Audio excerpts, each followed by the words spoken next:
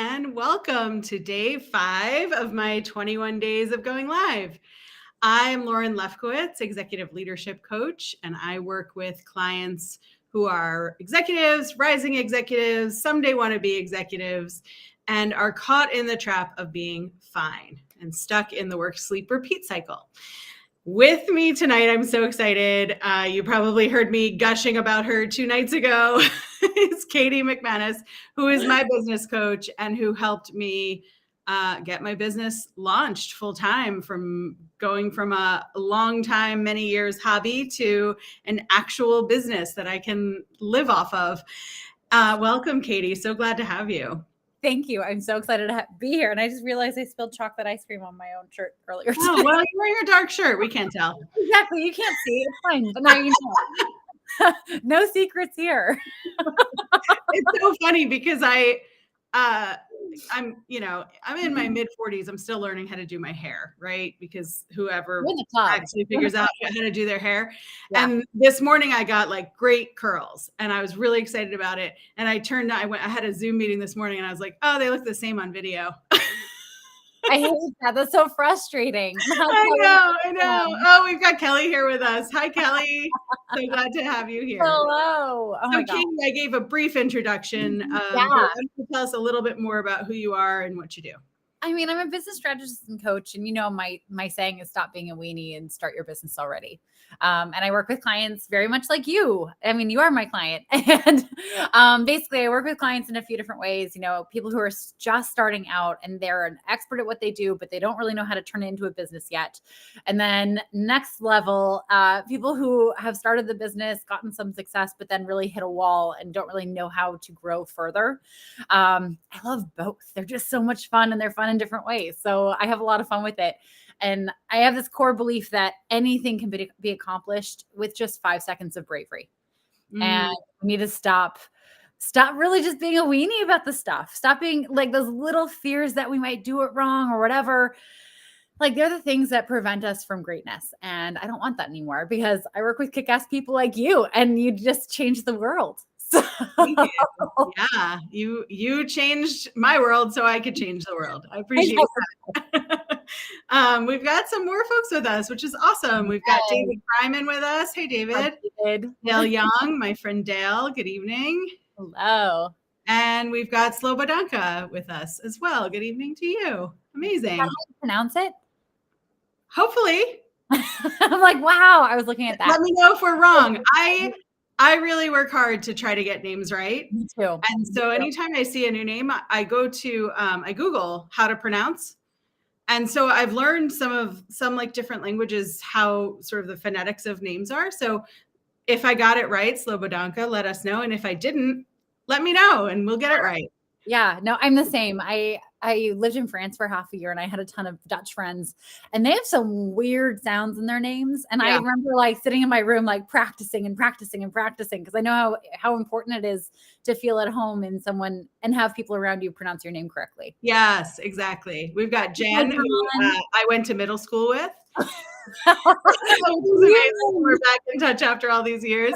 Oh, I did it. We got it right. Yes. Thank you for letting me know. And I appreciate that you're here. And we've got a wave from John Spears. Hey, John. Yes.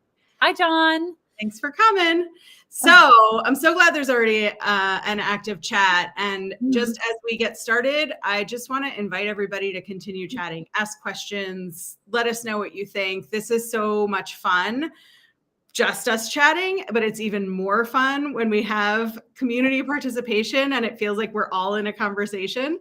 Yeah. We've got Catherine too. Hello from Southeast Michigan. Hello, welcome. Where is that? I guess it would be down here. What's that? So I used to have a roommate from Michigan, and I'm from Cape Cod. So whenever we'd go out to the bars, people were like, "Where are you guys from?" And I'd be like, "I'm from Cape Cod." And she'd be like, "I'm from Michigan." That's funny. I don't know what shape to make Maryland. I know. It only works with a few different shapes. Yeah. I'll practice. I'll come back to you. Yeah. Amazing. Oh my gosh. Well, I have to tell you, so I had a moment today that I thought was so funny, and I'll say it because John is here, and I thought of him because my dad called and he got invited to go to the White House for Easter for the egg roll. And the stipulation was that he had to bring a child that was 13 years or younger. And this is like the biggest, like, shame on me for not having kids because he doesn't have any grandkids to tag along and he's too busy to go anyway. But I was like, oh my God, maybe I know someone in DC who has kids. Like maybe you could take one of their kids to the White House. Like that wouldn't be weird at all. Yeah, not weird at all. John, your business coach's dad is coming to take your kids to the White House. Just one of them. Only one. Oh, just one kid? You gotta choose which kid you love more. Sorry. This is what it comes down to. That's amazing. Oh my God. Well, I'm so more chat. We've got good evening from LinkedIn user. Let us know who you are, LinkedIn user. If you haven't given permission to restream to use your name, then you come up as LinkedIn user. But we're still glad to have you here. Catherine said you got it. That's Michigan. You got Michigan. Got a hello from Donna and Tamika. Got great advice from Tamika. Oh, and John saying my dad can take one of You can take one of mine. Amazing. Amazing.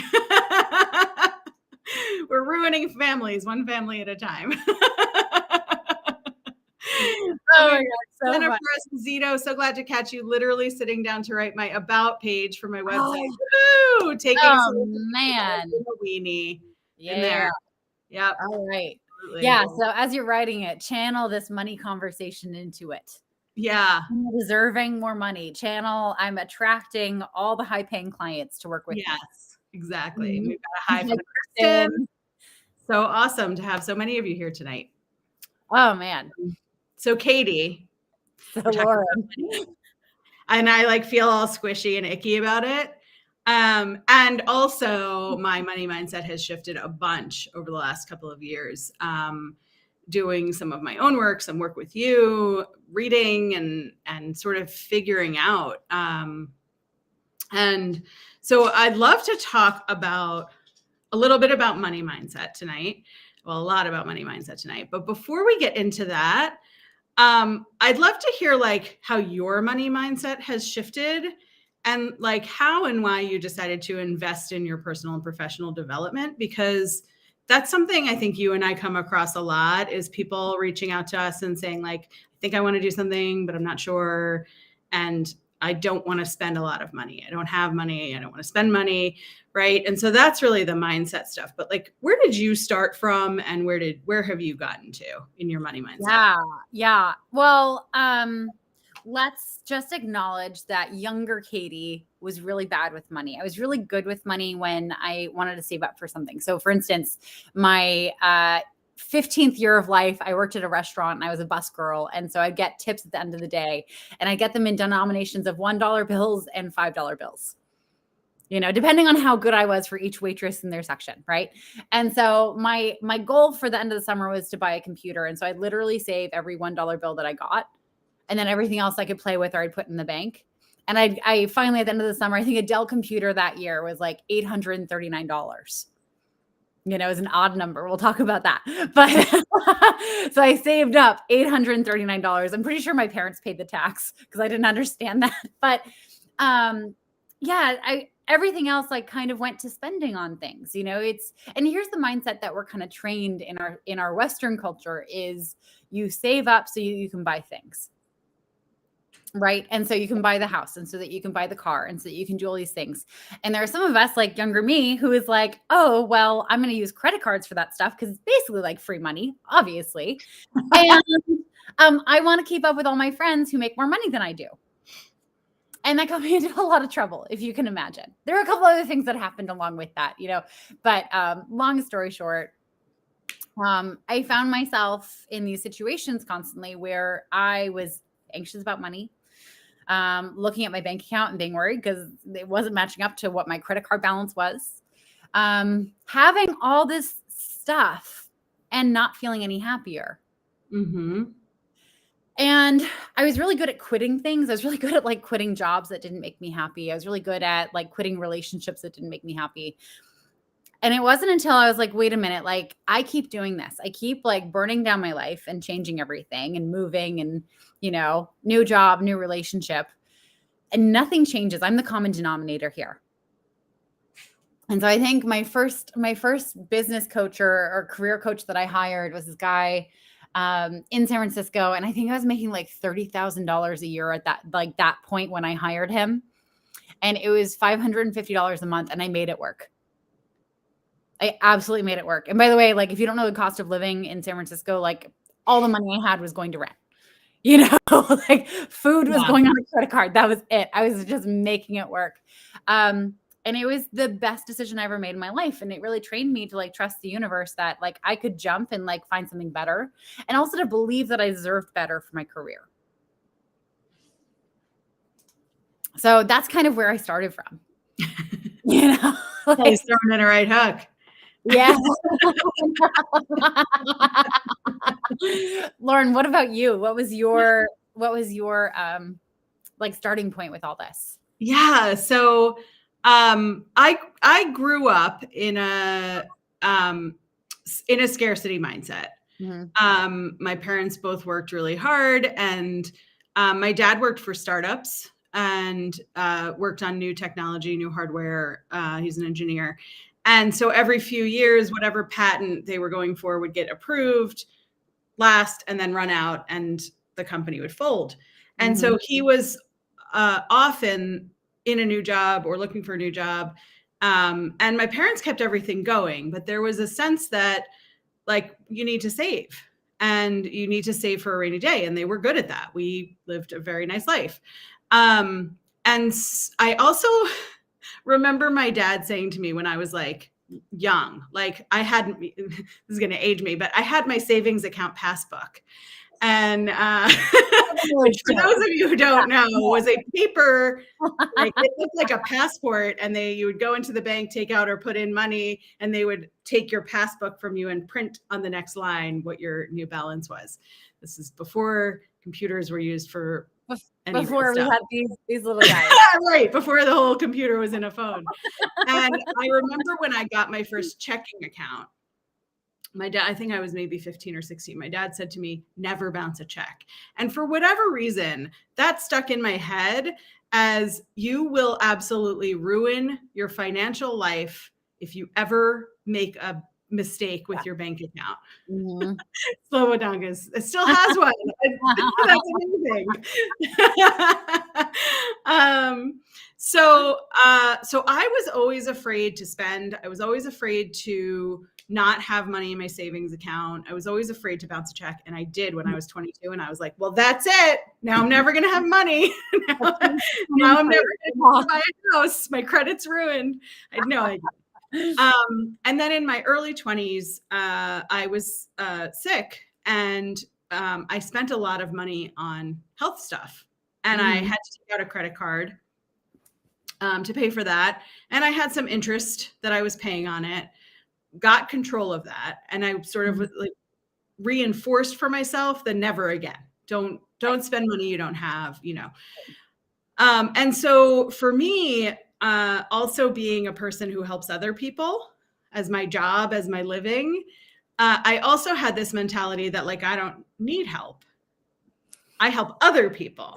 Yeah. Like, it is a little like ego driven, right? Yeah. But it was more from a place of being scared, of feeling like I can fix everybody else's stuff. If I can't fix my own stuff, and I'm smart enough to fix everybody else's stuff, then maybe I just can't be helped. Right. And like, maybe my stuff can't be fixed.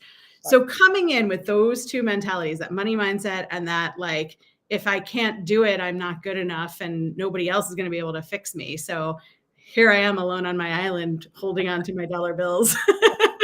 They're streaming down my face, right? Beautiful picture. And then I hit my wall. I hit this professional, personal wall where a lot of you who are here know my story, which is I was working 80 to 100 hours a week, and I was like dying a slow death because it was breaking me. And I didn't know what else to do. And at one point I moved jobs. I was working 60 to 70 hours a week. And then I moved jobs, and I was like, this'll fix it. And then it turned out I brought me with me to the new job. So I did the same thing, except I increased, and then I worked 80 to 100 hours a week. And so I hit this breaking point. At the beginning of the pandemic, I was working way too many hours. I was covering another department. I was working on a construction project because our office was moving, which, was planned before the pandemic, of course. Did they give you a hard hat? That's my question. Did you have a hard hat? I never got a hard hat. I'm still bitter about it. Wow. I know. Okay. And the pandemic started, and everybody turned to me and they were like, what do we do? And I was like, I don't effing know. I can't do any more things. Yeah. And I started joining some communities and met other coaches. And by the way, all this time, I'd been coaching, consulting, training on the side in my spare time. And I met a bunch of other coaches who were smart, capable people who said, like, of course I have a coach. Yeah. And I was like, really? Tell me more about that. And I realized that there are coaches who are smarter than me, and coaches who are more clever than me, and coaches who know aspects of things I don't know. Right. And I realized that I had to figure out my money stuff in order to allow myself to hire a coach. Right. I also realized I didn't have to figure out everything, right? You and I have talked about, like, when you think about joining a gym or getting a trainer, you're like, all right, I'm going to get in shape first. I'm going to go to the gym 5 days a week first, get myself in shape, lose X number of pounds, and then I'm going to hire a trainer, and I'll come in showing them I can already do stuff. Right. That's not what trainers are for. No. And it also doesn't work that way. Like, if you were able to do that, then you wouldn't need the gym and you wouldn't need the trainer. Like, you'd already be set. Right. If you already knew all the things to do and you could hold yourself accountable and actually see them through, amazing. You don't need the gym and you don't need a trainer. You're just fine. Yeah. And so I actually didn't even start out in talking to coaches thinking about getting a coach. I talked to an acquaintance who's now a very good friend who is a coach. And in the interest of, like, oh, can I add another certification to my bucket and become a more attractive employee? And in the middle of our conversation, I realized I don't know how I'm going to have, hey, Chris, welcome. Glad to have you. In the middle of our conversation, I realized, like, there's no way I can fit in becoming a coach. Like, right. I'm in a very messy personal situation, and I don't know how to escape from working all these hours and trying to please everybody all the time and, like, continuing to not be happy. And so in the middle of that conversation, I said to her, could you be my coach? I had no idea how much coaching cost. But I had hit my point. I had hit my point where I realized I just couldn't do everything by myself anymore. Mm-hmm.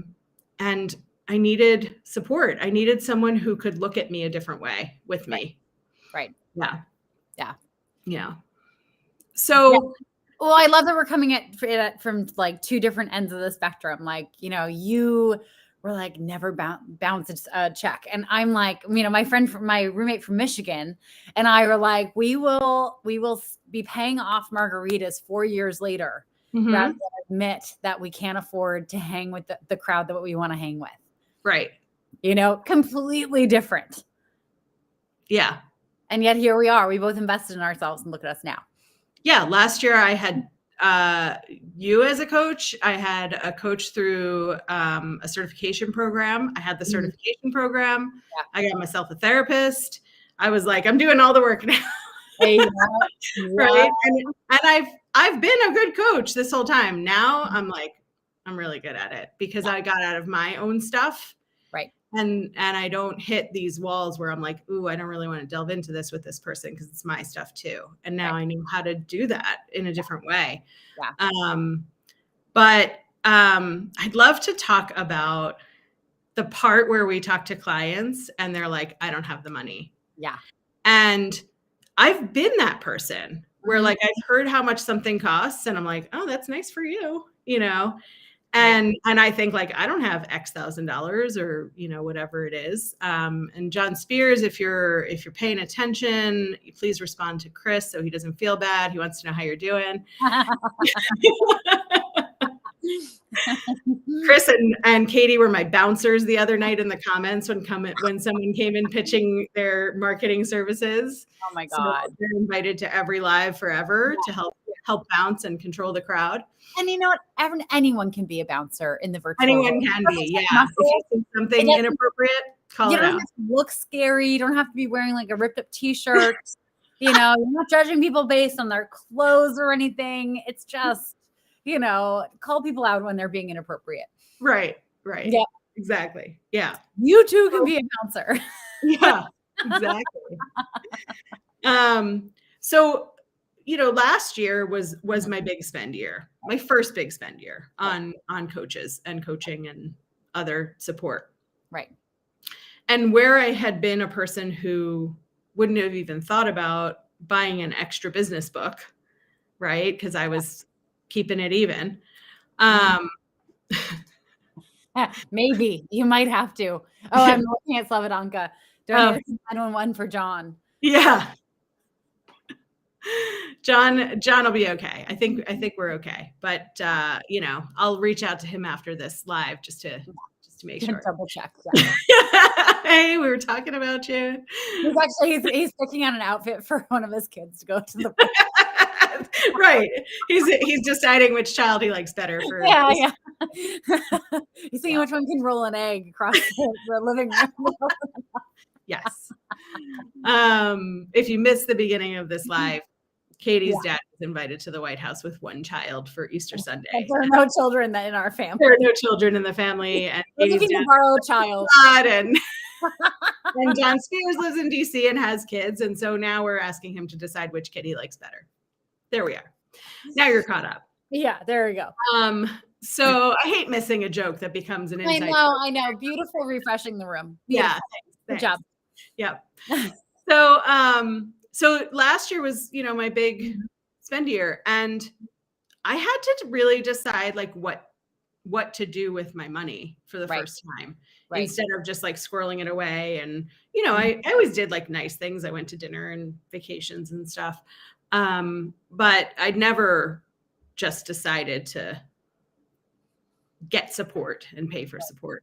Right. And so for me, I've always been really good at the no interest credit card.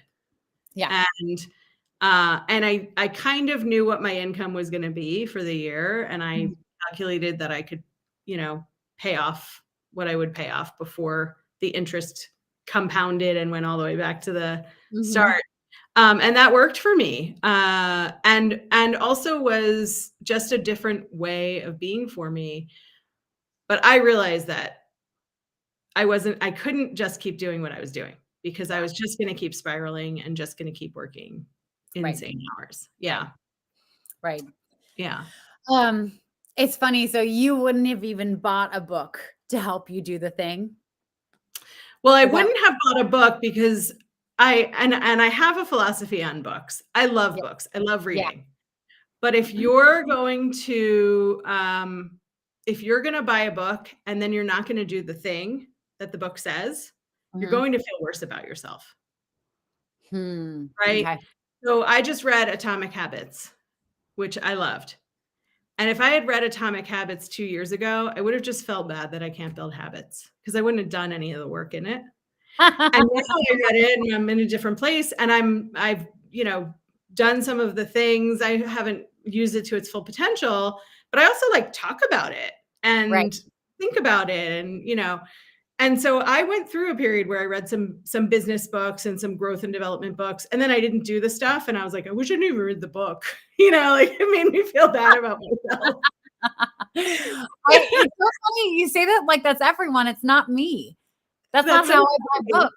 I buy books because I want the option to be able to either read or do the thing. I'm a firm believer that buying books and reading books are two separate hobbies. I'm really good at both in different ways. Oh, that's interesting. But like I buy books on, like I bought a whole book on houseplants, on running marathons. I don't even want to run a marathon. I just wanted to read a marathon to like see how people train for marathons. Never going to feel guilty about not running a marathon after reading actually 2 books on it. Wow. Yeah. But it's like, I also buy online courses. And this is kind of my point that I'll make later, is that like, if I see an online course and I'm like, I want the option to have that information, I'll buy it. No thought, no second thought. Because I want to at least know that I have that in my bank of knowledge that I can access later. Yeah.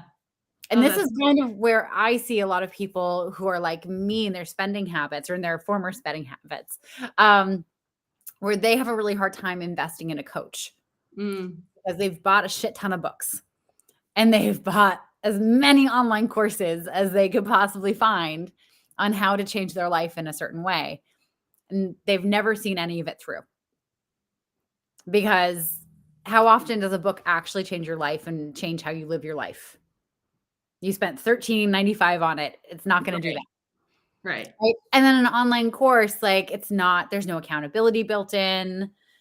Honestly, most of the time the videos are way too long and don't get to the point fast enough. So you get bored and you print up all the PDF documents that they have. And then you're just like, oh, they just sit around your house for like years and you feel guilty about it. That's the part that you do feel guilty about. But I see that being for the money types that are like me. Yeah. When they go to hire a coach, they're like, oh God, like I've already proven to myself a million times that I'm not the kind of person who finishes stuff. I'm not the kind of person who sees things through because I did all this. I spent all this money on these things and I never saw them through. Let me just go back and see if I can finish the online course. Let me just go back and see if I can finish the book. And then they can't. And then it just reaffirms this whole story they have about themselves being bad at finishing. Yeah. Thanks, Kelly. Yay.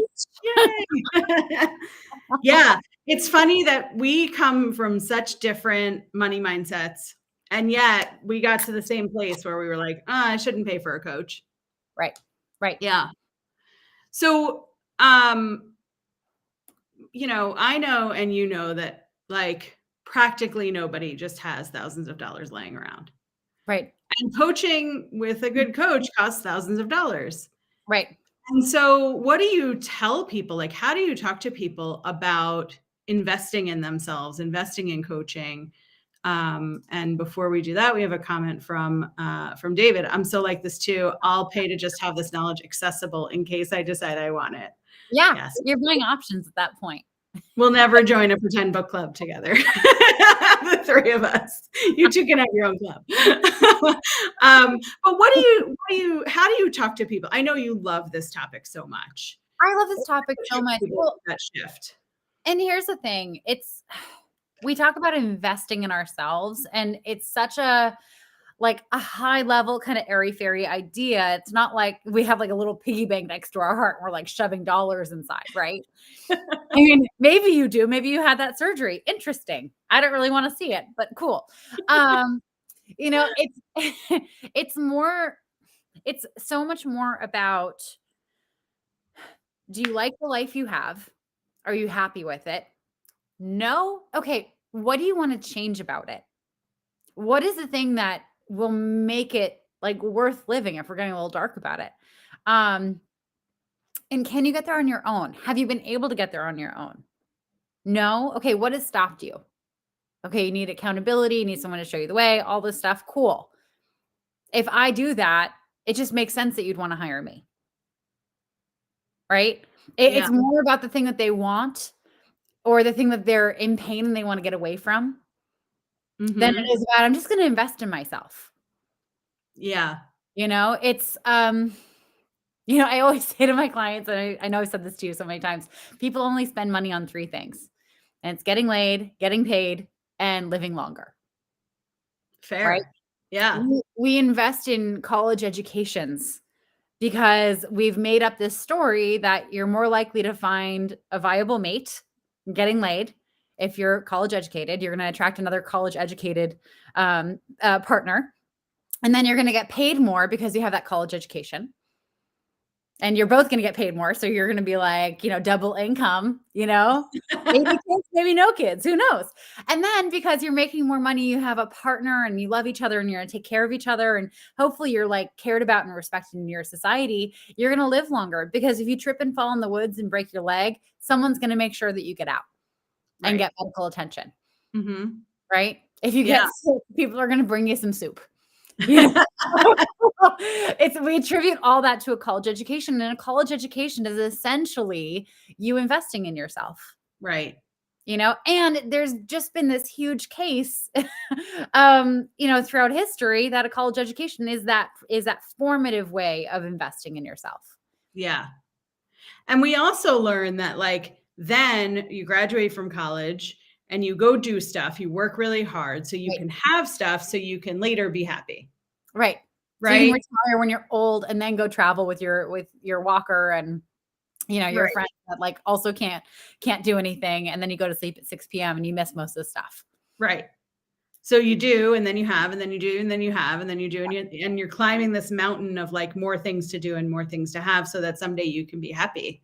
Yeah, right. How's that work?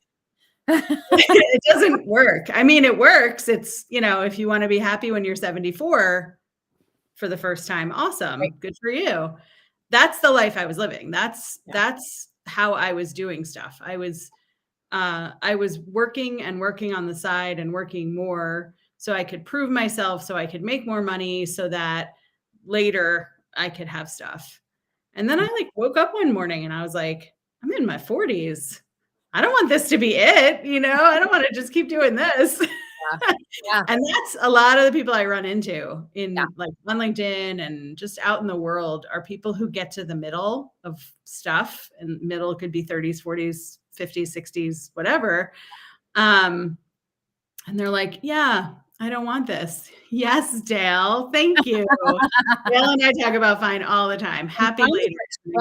If you haven't heard Lauren, it is a trap. Yes, it is a trap. Mhm. Yeah, it's a trap because we keep doing stuff and we convince ourselves it's fine to do it. Right. And Right. I don't really want to do this, but it's fine because I'm making money, but it's fine because I'm going to get my bonus, but it's fine because I like my coworkers, but it's fine because what else am I going to do? I'm not qualified for anything else, which is total lie. You're qualified for other things. Whatever you're doing right now, you're qualified. And so we stay and we just keep like doing so we can have and doing so we can have. And my philosophy is like, let's figure out who you want to be. Right. And what you want being to look like. Yeah. Well, I love that we're going this direction because like, think about it. Our whole lives, we're kind of like raised watching like other people's parents and people on TV. And like, they're the kind of person who goes fishing on the weekend, or they're the kind of person who drives a fancy car. They're the kind of person who has like a high powered job. Right. And so we think, oh, well, if we want to be that kind of person, we either have to have those activities, buttoned in, we have to have the fancy car, we have to have that high powered job. Mm-hmm. But we forget, like, we don't separate the person or the qualities. Like maybe the person who has a really high powered job is also just a really caring and tuned in person. Mm-hmm. We're like, oh, cool. I want to be a really caring and tuned in person who takes care of everyone. This person, this iteration of this person just happens to have a high powered job. And that's not actually going to be our way in. Right. Yeah. So we have to decide what we want our whole lives to look like. Right. It's not just about like keeping on doing stuff because that's what you know how to do. So just keep doing it. If you're waking up every morning and the first like sound out of your mouth is like, that's not how you want to be. And if you go to work every day and you're like, how many minutes until 5 or 6 or 7 p.m. and do I have to take my laptop home tonight? And am I going to be, watching the game while my kids are playing around me while I'm on my laptop finishing up that day's work? For some people, that's what they thrive on and they love it. And I loved it for a long time until I didn't. And then I really didn't like it. But that's when coaching can be so impactful. To really be able to step back and look at yourself objectively, and get asked all kinds of questions that you don't know how to ask yourself. Yeah. And kind of like get called out on it. Yeah. Right? Like there have been times when you and I have been talking and I've said like, I don't want to do that. And you're like, okay, you don't have to. Those are my favorite conversations. It's the way to be a bigger business owner. Mm-hmm. Yep. And you're really kind about it, but like, my brain is like, that feels different. It's not going to work. Don't do it. Yeah. And I remember recently texting you after one of our sessions and saying like, I'm sorry I argued with you the whole time. What you're saying is right. And I'm going to just reflect and reassess. And now I'm doing things that you told me were going to be good for me to do. Like I'm sitting in a corner and I'm thinking about what I've done. Yeah. Yeah. It's like, you never have to punish me. I will take care of that myself. I know disciplinary action. I know what to feel bad about. And I also know now how to get over it because I've been coached and I've been to therapy. Right. But it's, it's really, like, it almost makes me giggle at how much impact being coached has had on me as a coach, as a leader, as a human, as a person who, like, I had to learn how to have fun. Yeah. Because all I knew how to do was work really hard and, like, squeeze in a friend here and there, squeeze in a brunch here and there. And I wasn't a big canceller of plans, but I was always slow to make plans. So if I had plans for dinner one night during the week, I wouldn't make plans a second night during the week. I couldn't take a class. I took a painting class and I missed, I took a painting class and I missed half the classes because I just couldn't commit to going there. Very important question to interrupt with. Hey, Katie, Luna, 35 minutes and no barking. Come here. Come here. Your fans want to see you. I've had this in my pocket because I was like, she's going to. Just in case. She's like, she's been to the dog park twice today. You got to come here. Come see your fans. You got to get all the way on the couch. All the way. You want it? You want it? You can see her. Just your nose. She's so lazy right now. She's so tired. Ooh, it's so tasty. So good. Good leading by example. It's mine. Katie's behaving on the couch and has a bone. And if Luna gets on the couch and behaves, she'll have a bone too. You can have it. Here we go. There you go. There she is. I feel like I'm one of those like animal trainers that has like a seal who's paw. Good paw. I didn't train her that. My friend John did. Nice. That's amazing. Yeah. My dog's always on the floor asleep. 14, she's earned it. She could have a treat too if she were here. Yeah, I appreciate it. She's about a quarter of Luna's size. She would make sure to get on the couch while Luna was on the floor so she could be eye level with her and bark at her wins just to show her. So yeah, you have alpha. Yeah, obviously, just dominance. Yeah. Well, speaking of having fun, yes. Well, and I just want to jump in here because it's so critical for a coach. They don't necessarily have to have a perfect life, but they have to have a life that they enjoy. Yes, they have to have a life that they're like doing mostly on purpose. Because a good coach can only take you as far as they've gone themselves. Right. Yes. And so if you are not having any fun in your life, if you're just like still just so miserable, it would be so hard for you to really hold for your clients that you deserve to have fun. You deserve to go to that art class and show up at every single one. Unless you just I don't deserve it, but you do. Totally. Yeah. Right. Yeah. Which, I mean, I love that moment when you're on, and I still have these moments because, there's so many things you can do in a business where I get off the phone with a client. I've just like laid out a whole plan for them. And I'm like, fuck, I should be doing that. Like, I don't have time, but I should be doing that. That's a great idea. Yeah. Well, when I was coaching before, in the before times, I was mostly coaching people who wanted to change jobs and helping them get confident to do that. And as my life shifted, I had more capacity to coach people who just wanted to find balance and fun and joy because I found it and I knew how to use it.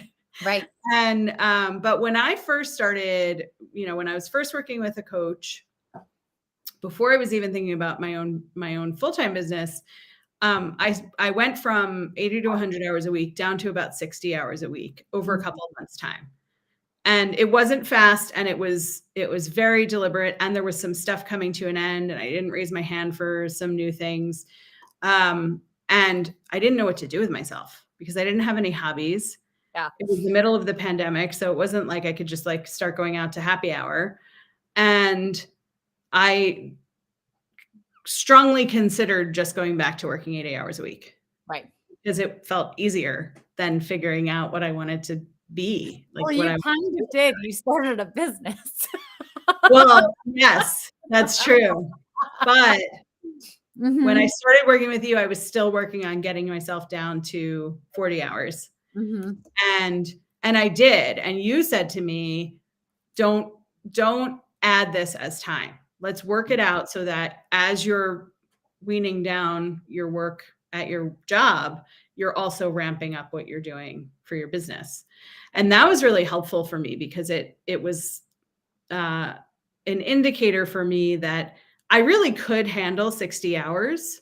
Mhm. I was comfortable with it, but I had to work down from, getting to from 80 to 60. I had to work down from 60 to 40 so that I could focus on my business and also like still have headspace to figure out what I wanted to do Yeah. and to choose my time. Yeah. So I mean, well, to talk about, what it means to invest in yourself. One of the reasons coaches charge so much, I know we talk about this a lot, is because say you do work 60 hours a week. If you're not paying enough for the coach to help you change your life, are you actually going to bring your hours down so that you can focus on changing your life? Probably not. You don't have enough skin in the game, Mm, right? There's like this I mean, I've bought things that I'm like, as I'm paying for it, I'm like, they're not charging enough. I'm not going to see this through. And I never do. I never do. They don't charge enough and I don't see it through. I blow it off. yeah. I'm the worst client for those. But like if they only charge me like $5,000 more, I'd be the best client. They'd get the best testimonial from me. Yeah. Yeah. And it also is a way of saying to yourself that I know we talked about this earlier as sort of like the woo-woo high Mhm. level factor, but Yep. that you're willing to put this time, energy, and money into yourself. Right. Um, that you're creating value for yourself and for who you are. Yeah. Kelly says lawyers feel the same way. Yes, great job, lawyers. Yep. Yeah, yeah. Yeah. So I work with corporate people. You work with people who want to build their own businesses. Yes, Kelly, I'm so glad to hear that. Yes, just raise your rates.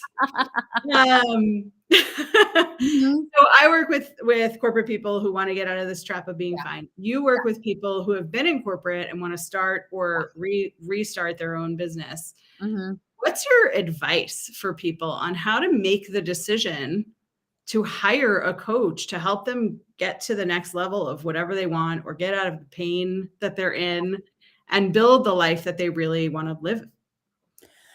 Yeah, I mean, this is such a great question. Let me think of something right on the spot. So A, are you coachable? Like, Say more about that. are you able to tell someone the truth about the scenario that's going on, whatever's going on, get asked some uncomfortable questions, and be set in a direction that may be uncomfortable for you to do? Are you coachable? Are you able to be coached? Because if you're not, the answer is heck no. Do not hire a coach. Do not put you or the coach through that. Please, for the Yeah. love of all the potatoes in the world. Um, the next bit is like, have you done like, do you want to do this on your own? Because some people can actually do stuff on their own. But if you've tried long enough and made a little headway and then kind of bailed or like failed for some reason, or you just keep hitting a wall of like, this is too hard, or there's something like I'm the common denominator, I'm the problem, and it's still not happening, then probably you need a coach. Yeah. And then, I mean, if you're just someone like me, like I'm ADD, I am the biggest procrastinator. I really need someone to hold my feet to the fire on some stuff, And also, there's something energetic about like ponying up and spending money because it's like, okay, I'm actually doing this. I'm actually going to do this. I'm actually going to see this through, whether it's changing your career and your life or building a business. Mhm. Because it's so easy to buy a $300 online course and so Yeah. easy to buy a $17.95 book or to go to the library and take one out. But to Yeah. spend thousands of dollars on a coach, shit gets real fast. Yeah. This is my experience when I was I was on the verge of declaring bankruptcy. I, had my own personal money meltdown. And I realized that I was never going to get out of it if I didn't pony up a little bit more. And I invested $20,000 in my first business coach. And that's really what it took. It took for me to hit six figures and then multiple six figures. But that was for me. That was the thing that I needed to do to be able to see myself as the kind of person who could make that money. Mm-hmm. Yeah. Yeah. I love that you have thoughts about what you need to spend in order to take something seriously, and you have sort of a threshold for that. Yeah. I think I love, I don't know if you know Andy Foote. He's on LinkedIn, super active. Yeah, I recognize the name. Yeah. And his headline is something like reassuringly expensive. And I love that sentiment that it's you're investing enough money in this that you're not going to forget that this money is coming out of your bank account or came out of your bank account. You're not going to forget that you took out a no interest credit card, or you took a loan from your brother, or you sold an antique, or whatever you did to decide to spend this money. Right. If it's enough money, you're not going to forget you spent it, and it's not going to just get tucked away. And the difference between a coach and a course is if you're taking a course and you don't show up, nobody's going to be like, hey, I noticed you didn't watch the pre-recorded online course that I sent to you. No, there's no accountability. And what I love about being a coach and also being coached is that while all the work is for yourself, there's somebody out there who cares about it. Yeah. And who cares about you succeeding, and who is firmly standing for you and firmly believing in you, that you can be this person that you have this little inkling that you dream of being. Yeah. And a lot of my clients come to me with, I don't know what I want, which is sort of goes back to that trainer at the gym analogy, right? You don't necessarily go to the gym with a trainer for the first time and say I really want to work on the inner blah, blah, blah muscle. You don't know. I don't know what muscles are called, right? You just you don't like the way your butt looks. So, yeah. And so a lot of people come to me not knowing what they want, but knowing what they don't want.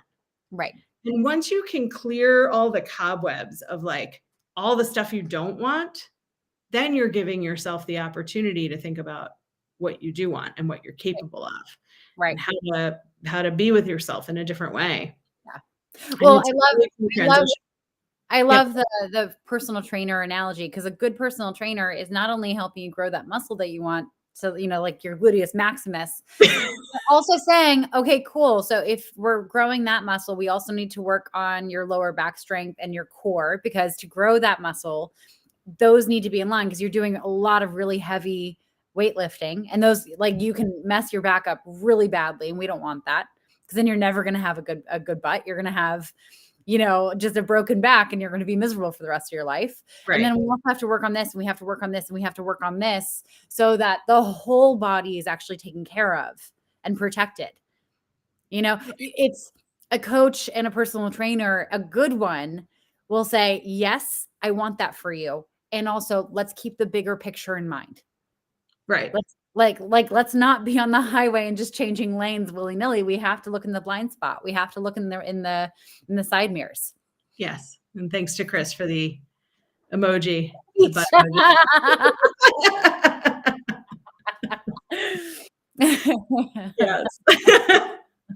So as we're starting to wrap up, I'd love to hear from you. I'm not really sure how to word this question. What is the self-talk that a person can have with themselves if they want to stop being a weenie and start their own business, if they want to get out of the trap of being fine, and if they need to psych themselves up to decide to hire a coach for themselves? What kind of advice would you give people? I mean, this sounds so basic, but start with gratitude. Start with some kind of gratitude practice. Start with being grateful for what you have. Start being grateful. If you have a really crappy relationship with money, I don't care if your bank account is in the negative. I don't care if you're massively in debt. I want you signing into all of your accounts every single day and just being grateful for whatever's there, right? Because whatever is there is still an opportunity. You're still in the game there, right? Mhm. Um, so, as you're going through work and you're like, this is miserable, start looking to the things that you are grateful for, because it's not going to change this shitty situation you're in, right? But it is going to give you some clues as to what you want more of, Yeah. right? So it starts your brain uh, on that path of looking for what you want, and not just not this, Yeah. right? Yeah. There's this thing that happened. So I heard once, and I haven't I'm the worst at like referencing stuff that I didn't like make sure was properly referenced, and I don't remember who We said just it. trust you that it's true. Yeah, exactly. Like you can reference me. But I heard once that like lawyers and accountants have really, really high divorce rates. And I apologize to the lawyers that I know are in the audience right now.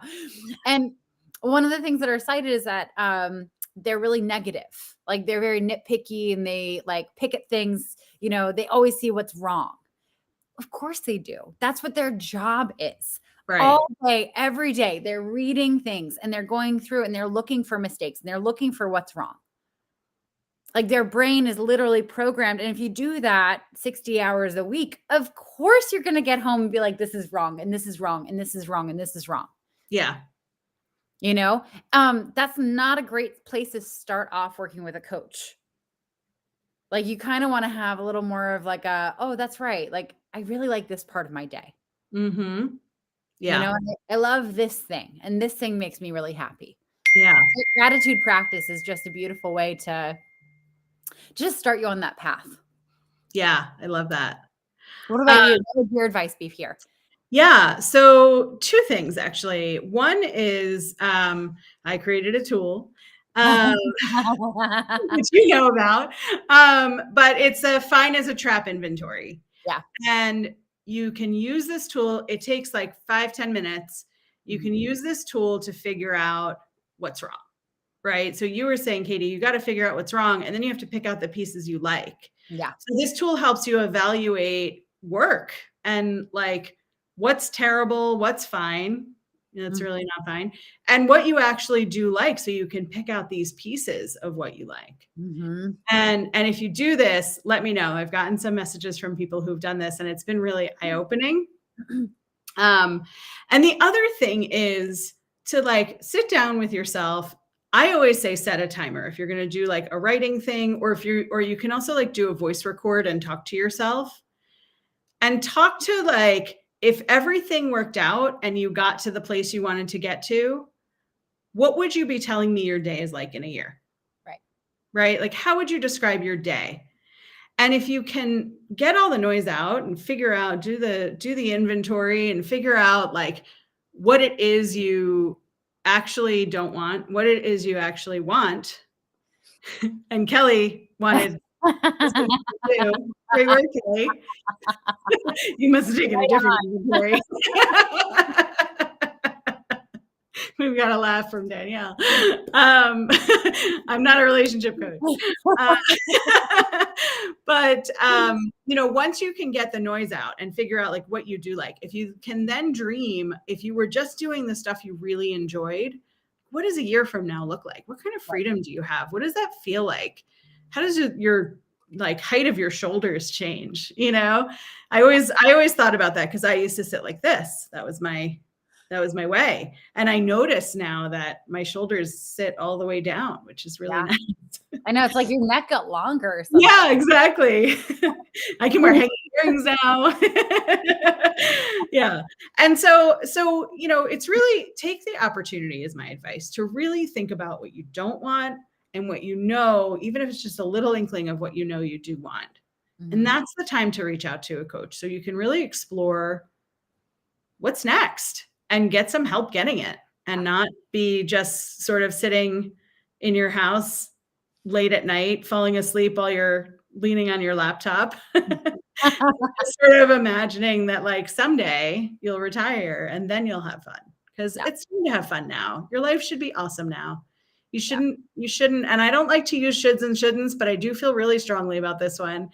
You deserve to have a happy, fun, joyful, impactful life and career. Yeah. And if you are going to work every day and filling your entire day with fine or less than fine, you are not getting what you deserve. Yeah. Underline, exclamation point, highlight, all that. All the things. All the Katie, things. thank you so much for being with me tonight. This has been so much fun. Thanks for having me. This is so much fun. And thanks for keeping the comments lively, everyone. It's been really awesome. Have a great night, everybody. Good night.